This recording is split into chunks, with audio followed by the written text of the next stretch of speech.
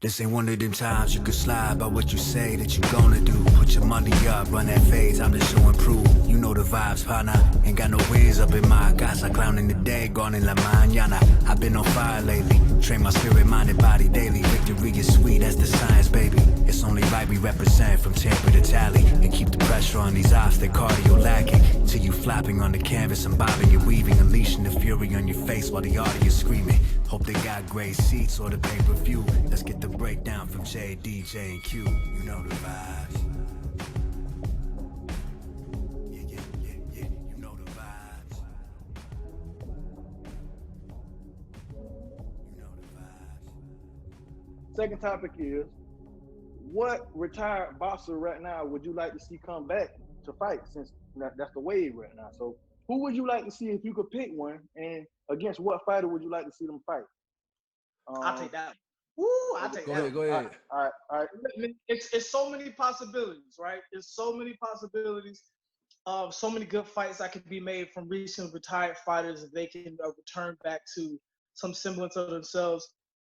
But my number one, and I love his response when he responded when it was floating about after Canelo beat Kovalev. And that's Andre Ward. I love to see him come back. I felt like he left a lot of meat on the bone just because he had his injuries, then his promotional difficulties as far as he wasn't fighting as frequently as he could. So I felt like we saw greatness from him, especially at times when he won the Super Six, and then how he stepped up in a catch weight and completely demolished Chad Dawson. But it's the one and only SOG, man, Andre Ward. I love to see him come back against a fight against Canelo.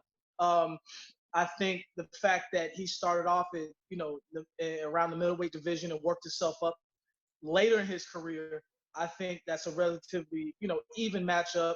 I know his trainer said they would want to take a tune-up, so that's a lot of work to get back to the championship level to be ready for Canelo. But I love his response when they were floating it around at ESPN. They asked him, he said, well, what if Canelo calls you out? He said, no, he won't do that. He won't do that. That's a fact. That seems to me, as opposed to Layla Ali's comment, like, for the right bag, if he opened his mouth, I'll close it. So Andre Ward, and then Andre Ward versus Canelo would be my Hold on. Now, what you said about Layla Ali again, real quick? It'll be what now? Hello? The topic, I was saying that seemed to have been more of a warning shot as opposed to when Layla Ali said if the money's right. Layla Ali's excuse. Layla Ali seems more like this. Andre Ward seems more like a shot. We got to go back to that in overtime. We'll talk about that later. All right. So, what you say about it, JD, man? How you feel? Who you like? What you got? Man, first off, I'm definitely with Jay on SOG. You gotta definitely love wanting to see SOG step back in the ring, especially against Canelo, man. I think he'll definitely give him a boxing lesson. But for my person, mine's gonna be more of an off the radar person. I'm gonna take a little bit of a throwback. This fighter, I gotta admit, when you're talking about raw athleticism, this is probably one of the more raw athletes that the fight game has ever seen. Probably not one of the best boxers ever, but I'm gonna go down to Argentina to my dog Sergio Martinez, who is talking about possibly returning to the ring.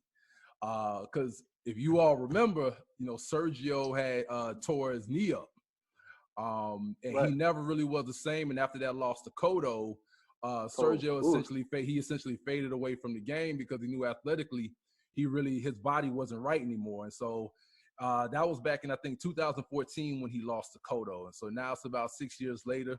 Of course, he's well into his 40s at this point, I believe.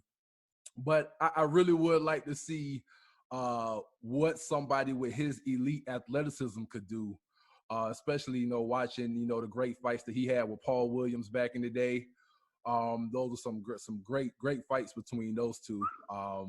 Yeah, that's my sleeper fighter to kind of return to the game and kind of give us some entertaining fights. I'm going with Sergio Martinez. Most definitely. That was a surprise, man. Sergio Martinez, man, he was amazing, and I didn't expect you to say Sergio Martinez. I didn't either. Yeah. Yeah, Yeah, but he been My talking. first- Yeah. If y'all see, Yeah. he actually been talking about coming back. yeah. The only reason why I say Nah. that is because when last seen, Cotto took care of Yo, business man. in a fashion Oh, that man. Oh, yeah. was surprising to everybody, and it was clearly a I don't know. compromise. But I'd have blew my whole 401k on that one. I would have lost it. Yeah. That was a big surprise, man.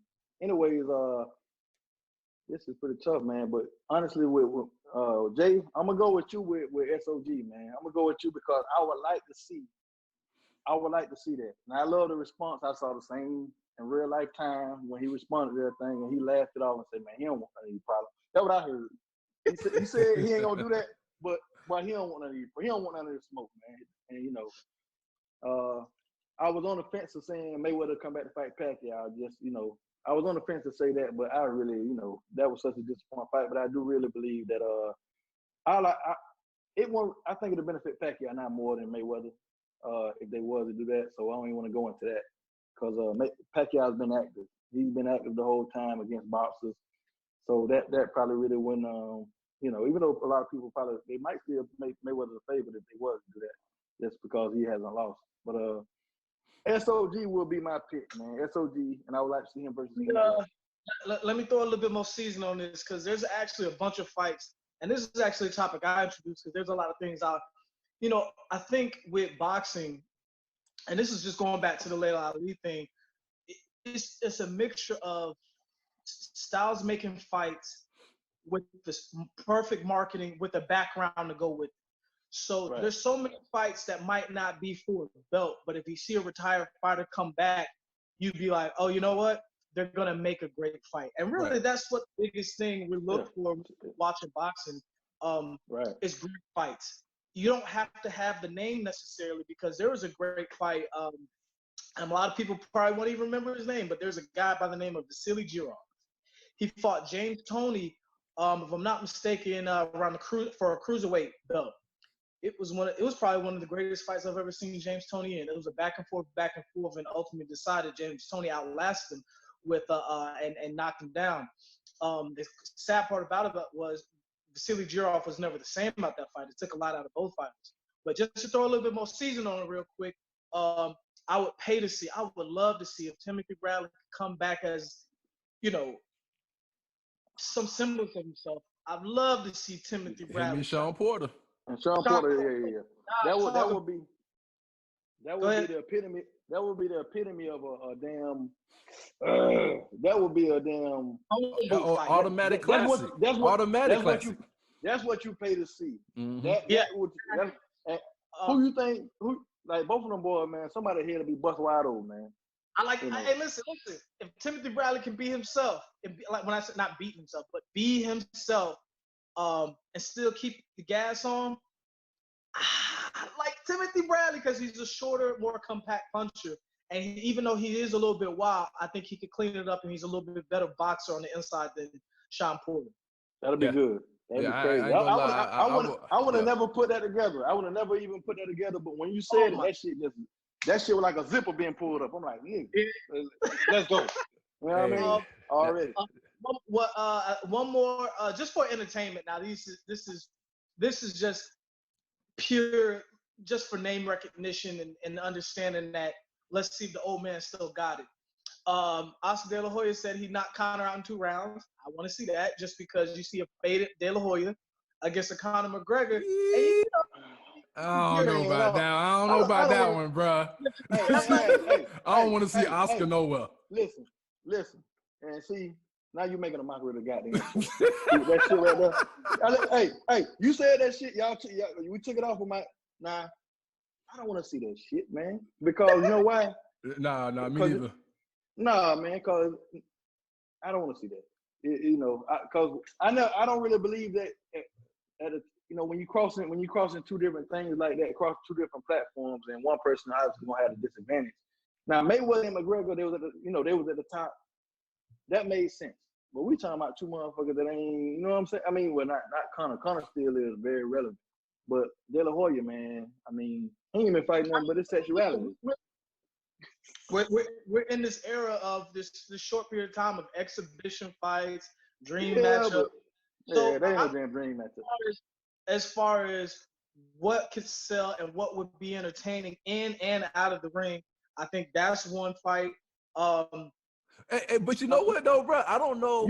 I don't know You if be the one Oscar. paying for that shit, bro. Yeah, I ain't gonna lie, bro. I don't think nobody paying to see Oscar, dog. Ain't nobody paying. I ain't for that nobody shit, paying to man. see Oscar, bro. Not right now. Not right now, dog. I don't think so. Not,